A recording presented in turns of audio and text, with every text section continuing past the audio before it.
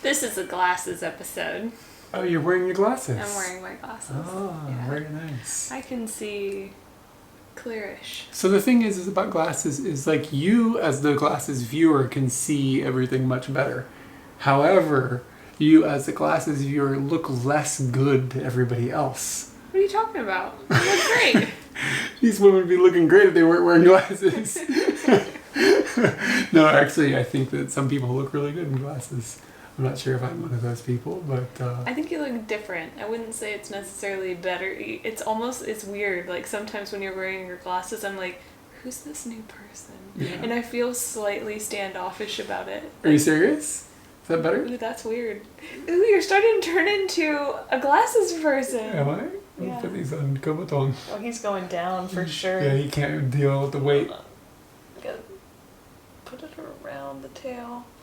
Distribute the weight evenly. Give me my glasses. You get No, I got that shit. Right. I want everyone to understand how good I am at balancing things. I look like a weird person now. I look I'm different. I'm mildly good at balancing You did a things. good job. Yeah. Have I talked about getting glasses? Who are you? Have I talked about getting glasses yet on the discussion video? Not on a discussion video. I don't know if you have it all. I won't go too deep into it, but let me tell you what, like, I didn't realize that I wasn't able to see very well. Like, it didn't occur to me. And then He used once to talk to me about having great vision all the time. It's not bad. It's not horrible. I'm nearsighted, so things that are in the distance are fuzzy. And I just didn't realize it. Like, I don't know how to explain. It doesn't make a lot of sense. But you just think that's just what things look like. And then I realized one day that, like, one eye was significantly clearer than the other. And I was like, well, that obviously means it's a problem if they're not exactly the same. So Lefty's got a problem. yeah, the left eye is significantly more blurry. So then I like looked up like things that cause that or whatever. I ended up going to an eye doctor. What were the things that caused that? Just It's being like an old dude? No. Well, I mean, it could be. Yeah, it could. It's age based because your eye becomes less flexible or something. But it's the way that I don't want to get into it too deep. I need to draw a picture, and it's like where the light refracts off of, like, not the sensor, but whatever the nerve or whatever it is that collects the light image. It's like the light isn't properly getting all the way there. So it's not getting close enough to, like, where it's supposed to hit to actually be sensed. So you are changing where the light focuses inside of your eye by wearing glasses. But anyways, I ended up going to the doctor, and I hadn't seen an eye doctor since I was like elementary school or something. You know that had you done your regular eye appointments, even if they were just going to go... Even if they were going to congratulate you and give you a fucking, like, certificate every time you left for perfect vision, you might have found out earlier. And you might have been having clearer vision I know. longer. And I mean, I don't know. The thing is, I don't know how long my eyes have been fuzzy. Like, I have no idea. But now, I can't not wear the glasses. It's crazy. Everything is horrible. The other thing that I had noticed is when I was watching TV, and I only ever watch TV, like, kind of late at night, I was like, always felt like the TV was fuzzy, and it was I just wrote it off as like, oh, I'm just tired. Like, and my eyes are just kind of, like I'm sleepy or whatever. Mm-hmm. But it totally was not that. It was absolutely 100% that I needed glasses. Now that you know that your vision is probably just absolutely terrible, are you going to go to the eye doctor on a regular basis to keep your prescription current? No, but I kind of understand how to self-test to see if my glasses, if my vision is good. It's basically if one of your eyes is not good. Well, at this point, that self-testing was very helpful for starting from zero. But if your left eye starts to have a worsening situation, or your right eye starts having a worsening situation, you won't know. Because you don't have the precision. Yeah. Because if you just cover up one eye, I can read something, and then I cover up the other eye. If I can read it exactly the same through the glasses, then my eyes they haven't changed. Through the glasses. Okay, I didn't understand. You could possibly have a situation where your eyes are deteriorating at the exact same rate, but I don't think that's really, like, mathematically possible. You put your fingers all over this, and now it's all smudgy. But anyways, my point is like, check your eyes and see if you can see things from both of them. And if you They're can't, all wearing glasses, Eric, because everybody goes to the eye doctor. Go get some damn glasses, because it's like, I have upgraded to like high resolution. It's like a vast difference in my life. And I'm a huge fan. This is the only person you're talking to that doesn't have glasses. What is this video supposed to be about? We're talking about my glasses. This video is supposed to be about the second video from Shikoku. Well, when I made the notes, there weren't a lot. I fully expressed myself throughout the video. Yeah, and it would have been the video where we did the udon school. And we didn't really explain this. We mentioned it kind of in passing, but it was literally called udon gakko, which is like literally udon school. And like they're supposed to be teaching you. And if you remember, I don't remember, we were in Tochigi maybe, or in Ibaraki or something. We went and we made some other food.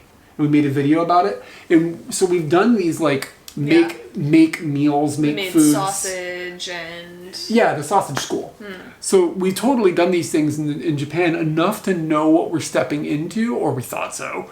And they're always super quiet, super sterile. And the staff is super polite, and they come over very, very like gently and like show you how to do things, and they want to make sure you understand. And they very much want you to do each step yourself. Yeah. From my perspective, as much as they could. So that's what we expected to jump into with this. We thought we were going to be doing a very similar like Japanese, very like peaceful like thing. And the day before, we had talked about this in the previous discussion video, we went to the place to find out if we could get a class the same day. Just immediately be thrown into a class instead of making a reservation. But that whole situation was sort of insane. Because it was a precursor to what we got thrown into. And it made sense on retrospect. But the people, they weren't rude, but they were just harsher than what you expect.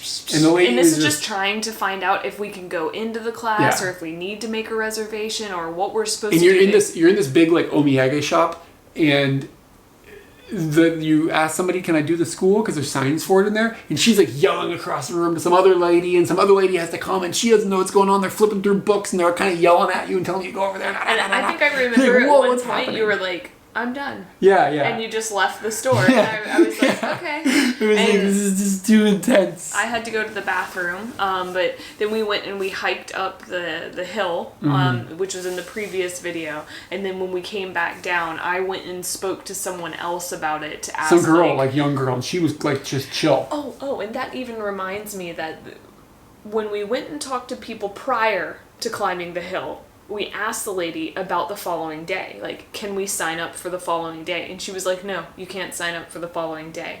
And or there was just some confusion, some disconnect between all of us. And when we came back down the hill, I was like, I'm giving it one last try because I wanted to do this so badly. I thought it was such a cool activity.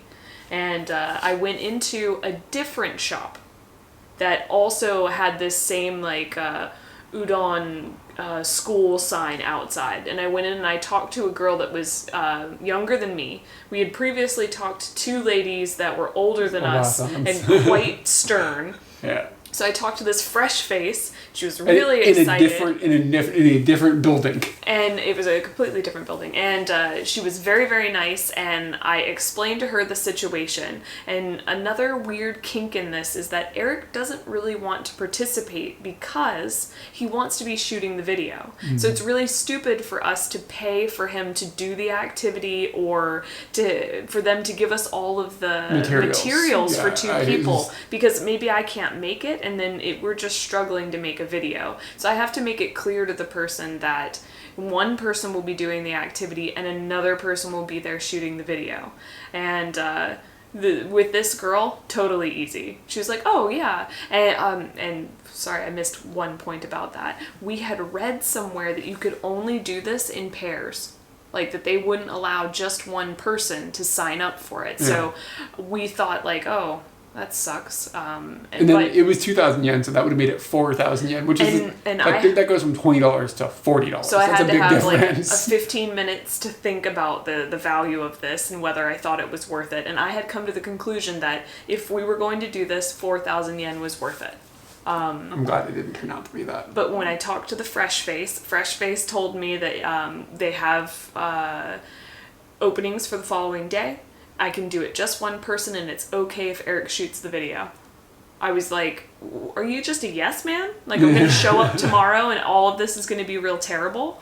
But yeah, she... But it turns out that she was booking for the original place we had gone that told us there were no openings for the next day. It was just a satellite location. We ended up coming back to the same place with these boisterous, stern old ladies, and... I mean, they were fine. It was just intense. Yeah, it was intense. And then we went up into the room, and as you saw in the video, it just continued. And it was just like, we did not expect for the music to happen and all the dancing and that big group of Chinese people. And like, not only is like the lady not really speaking to anybody, there were a couple of Japanese people in there taking the class, but most of the people were foreigners. But there was like, she would like yell out some things, and then the Chinese tour group, which was pretty big, had a tour guide with them who spoke Japanese and Chinese. And this wasn't her first rodeo. Like, she had been in that place before because she was telling the Chinese people what to do before the teachers were telling them. Yeah, I would look over and the Chinese people would be so done with things. And I'm like, how the fuck did you... Yeah. So she was like their tour guide for the entire day or whatever, but she probably brings all her tours to this place. Mm-hmm. So she just knows how all this rolls. She's seen it 30 times or whatever. How come you weren't like that? You're supposed to be my tour guide. I do my best. What's going on? Come on. I was just kind of like, what the hell is going on? Yeah. Yeah. The whole thing. She came over and we were watching this video right now, and she came over and she just went bop bop bop bop at me, and it was like, what? Is she just making noise at me? And then in the video I go, she just makes noise at me. She's using what is Gyongo in English?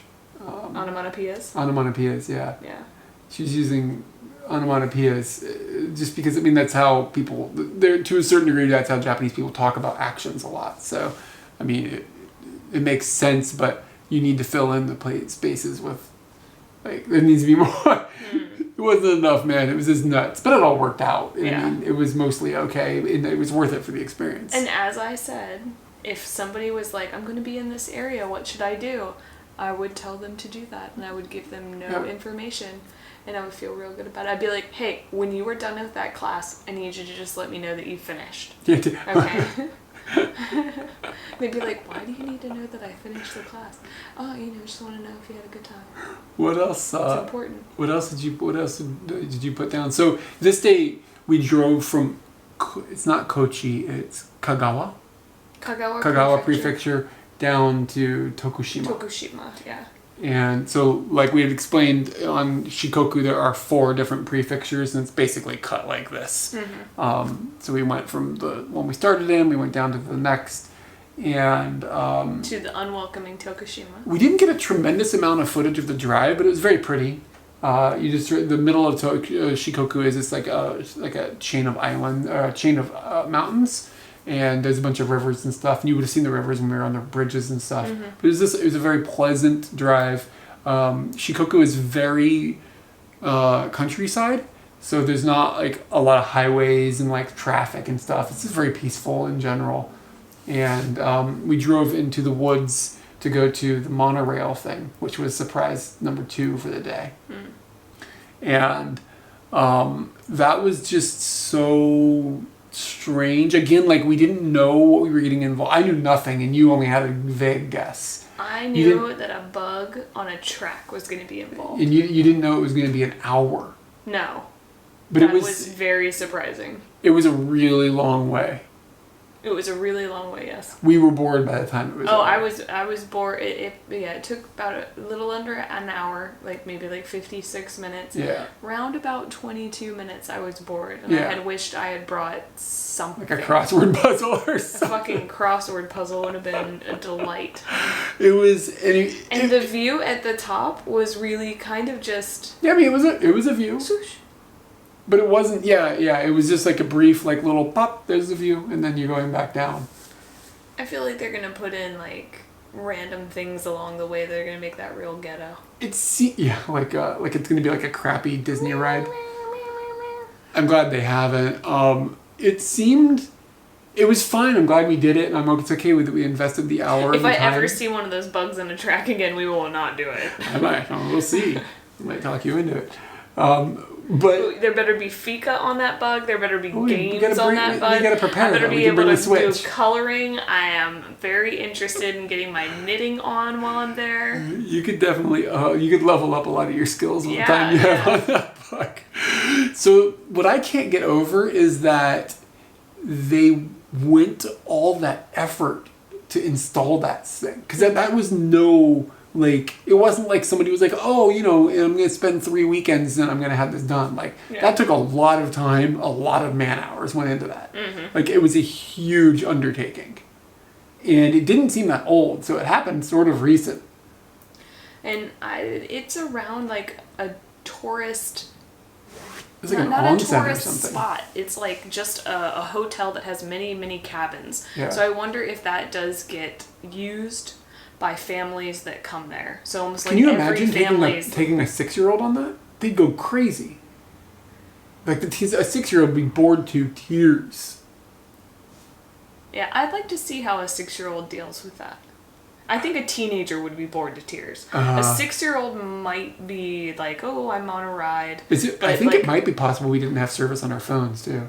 For some reason, we were doing nothing. Yeah. And I was just wondering what I'm going to have for fika. It wasn't a bad experience. I think it was cool to show off. It was funny. The whole thing was funny. But again, you're right. I don't think I would drive all the way out there just to do that specific thing again. But it was a surprise.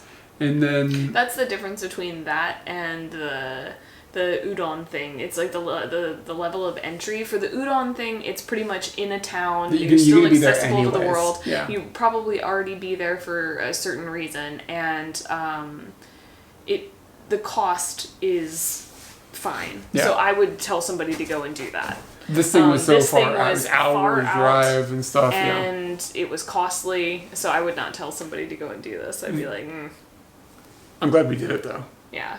And then we did the Vine Bridge, the Indiana Jones Vine Bridge. That was awesome. I should get a reward for jumping on this We shit. almost didn't do it. We looked at it was quite expensive to walk across that thing. It was like 800 yen or something. Yeah, per person. Yeah, and we looked at it. And we were just like, we couldn't see what it was exactly when we were making this decision, but we saw it and we were like, I don't know if it's worth it or whatever, but I'm totally glad. It was totally worth it. I talked to some guy before he got on, because he went before us. Yeah. And I just looked at him and I was like, good luck. For real, just... It would be a bummer if you went there and there was 1 million people there. It was cool because, like, aside that one guy that was there went, and then there was nobody else. And we just got to play around on it on our own and, like, take our time and stuff. No jumping. Yeah, you did a good job, no jumping. It didn't actually feel like it was very mobile. I think it weighed so much with all those vines and all the metal and everything that it looked kind of fragile, but I think it was like super rooted in place. But I mean, the danger of jumping on that is that you could slip and bust your nuts. Yeah. You know what I mean? You better jump perfectly. Yeah, you're going to go straight, go all the way through. Yeah, I basically just saw my leg breaking a lot. Yeah. And still am thinking that could have happened. Yeah, but that was very cool. And I think that there's more than one of those bridges out there. There is. Yeah. And I just chose the one that was along our route, or whatever I had made. Next thing is that the Love Hotel that we went to in this video, one of the best. It was one of the best Love Hotels we ever stayed in. It was super clean inside, and it seemed kind of new, and like it was. I liked a lot of the times, structure. A lot of times I think you go to Love Hotels, and I'm just like, you don't get, this is not romantic atmosphere. Like, it's just dirty, or it smells weird, or this one, I wouldn't say it was specifically romantic or anything, but it wasn't. What are you talking about? You see how many ways can I arrange the lights? So much love. It wasn't like a deterrent. Like, you know what I mean? Like, there are some where it's just like, I can't get a boner in here. Yeah, there are some Love Hotels where we stay in there, and I'm like, I just kind of want to sleep in my clothes. Yeah. You know what I mean? But this one was like, okay, well, it's comfortable and stuff. Nuding up in this one? Yeah, you could nuding it up? You could hang some salami in there and it'd be no big deal. Yeah, so I feel from the beginning, like when we made our choice at the window, like when you drove up, that I thought that was beautiful. It was interesting. It was easy to understand what you would be getting and whether it was available. And then you got to drive through in what kind of felt like a container ship situation, but it was like novel in the way that they had just built this. And yeah, you said you were good at balancing things. look, balancing glasses on birds is my talent. And then, you drive up and you get to park underneath the thing. I really like when you park underneath it. I don't really know why, but, and then going inside, they had a lot of perks that you could use, like the karaoke. I don't know if you had to pay more for that. You had to, yeah. They had that you could order breakfast, and it actually looked like it was going to be fine. And the lady it looked like it was going to be fine, and it turned out to be really good. Yeah, and I called, and they were like, because they called in the morning, and we were like, I was like, can we still order breakfast? It's okay. And she was like, oh yeah, it's no problem. Like the lady was super friendly and just like doo-ba-doo-ba-doo. The bed was huge. The bathroom was huge, and I don't really like a huge bathroom, especially when the shower is just. I don't like the shower room to be big. I want that to be small, trapping the heat and trying to warm it up. So the shower was still too big. You gotta think if you're bringing a party of people, then you need a big shower. They're ruining it for me. There's a porno in the bathroom. I mean, wow. There was also like just the weather. I changed the channel and watched the weather. There should have just been televisions in every room from like multiple angles, so that like I really can commit to my freak.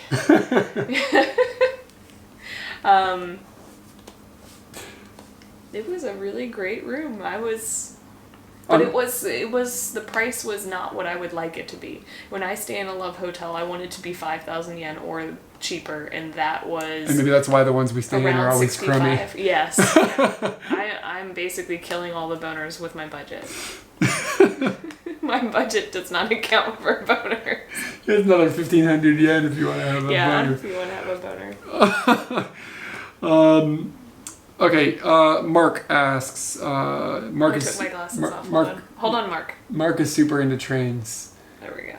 And Mark has asked, what train or subway lines in Tokyo do we use most often? Ginza girl? Yeah, it basically changes. Are you stalking us? Like, what the fuck kind of question is this? Where you riding? It's basically depends on where we live. I mean, now we live right on the Ginza line.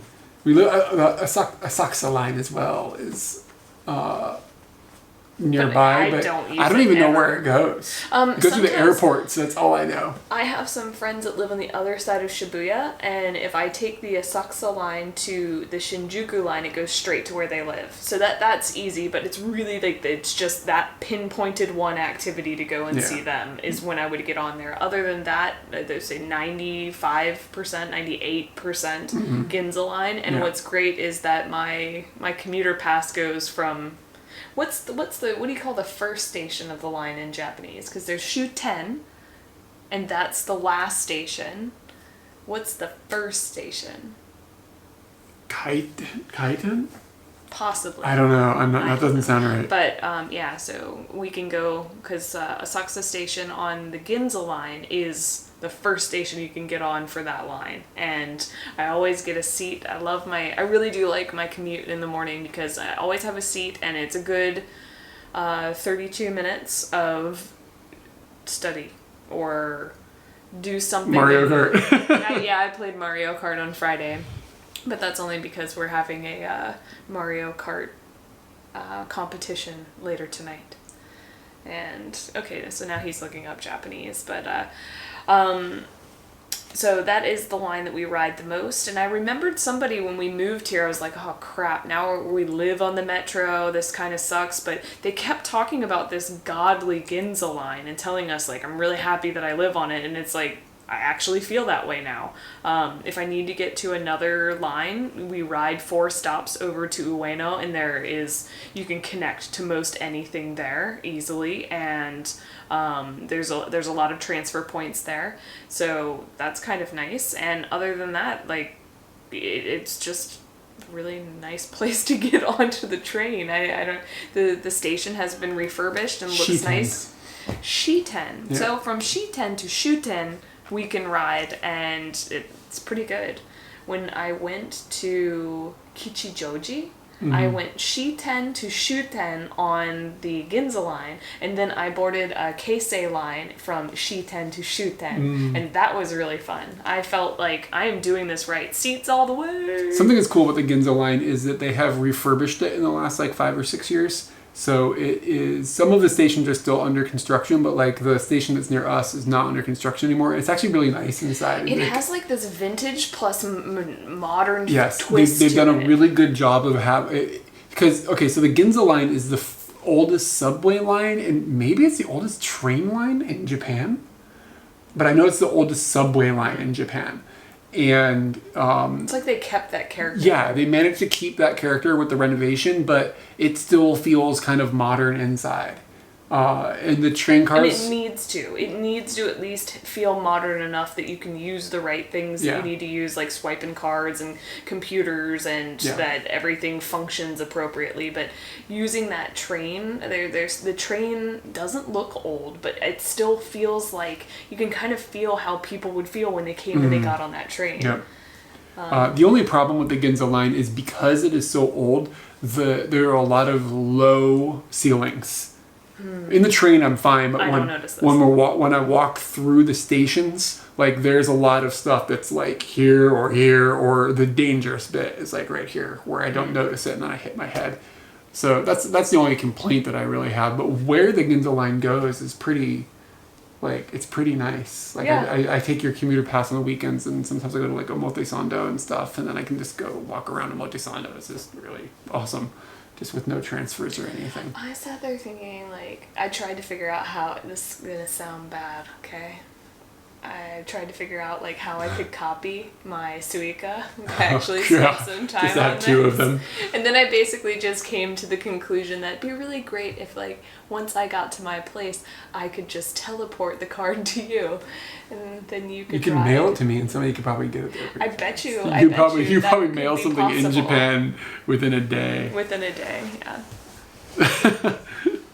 You know, that's actually... Hold on. It's going to cost more to mail it than it's going to cost. No, it's not. For a one-way trip, it's like 100. How much is it? 100, 200 yen or something, all the way to the other end. Come on. I don't know. It's $2. It's not about the money. It's about getting it. It's about getting it. What you said. I play it for the sport. I play it for the sport. I got another Mark question here. I think we've got 3 minutes here. So if you get permanent resident status, does that change or affect your need to have a guarantor to get an apartment or housing? Does that aspect of living in Japan change? How does this open up the status to more job opportunities to both of you? Okay, I'm going to address the guarantor situation. It does not change it at all. No. The only thing that would change whether you need a guarantor or not is the company that you're renting from. Yes. Whether they want you to have it or they don't want you to have it. If they want you to have it, they don't care. They'd be doing the same thing to a Japanese person. Some Japanese people have to have guarantors. Yeah, and like, most especially like young people, their first apartments, they have to have their parents sign, or they have to go to a guarantor company if their parents don't sign. You had a coworker where her dad had to sign on her stuff, and she's Japanese. But that was to purchase the actual apartment. Okay, it wasn't so it might just be renting. different, but I've still heard of guarantors I've heard of it. for... I think that Makiko, she also has that situation. Oh, really? But not in UR housing anymore, where she was before. Yeah, as far as having permanent resident status, it would really make it, like, we wouldn't have to worry about being employed every time our renewal came. Yes. That would be one thing. Like, if there was a lapse in employment, it wouldn't be a concern. And it would make me more hireable, honestly. Yeah. And because when I go and apply for a job, or anybody that has termed visa, the company is just like, oh, paperwork. The company will be like, do you need to be sponsored? So they're basically then asking you, have you gotten permanent residency yet? Or are you married to a Japanese person? That's the question that they're asking. And if you are either of those, that just means they don't have to deal with immigration. Yeah. They don't have to deal with paperwork. But if you aren't, it means that they are going to have to deal with that at some point in time. I mean, right now everything is fine, but maybe another company would be a little more sketchy about it or whatever. And if we had permanent resident status as well, and I wanted to go get a job doing anything, I wouldn't need permission for it, and I wouldn't have any limits on how much I could work. Yeah. As a dependent, basically. So it would remove that whole situation. The only way that it doesn't change your life that much as far as like what you're able to access and stuff. Like, to be completely honest, like permanent residence status, it just kind of is more of an ease of mind thing. Ease of mind for and you ease and of anybody annoyance. hiring you. Yeah, and you don't have to go. I don't have to go back. You to do still have immigration. every 10 years or something. You still have to get your permanent residence status Ryan card. has gone renewed. to do that. Yeah.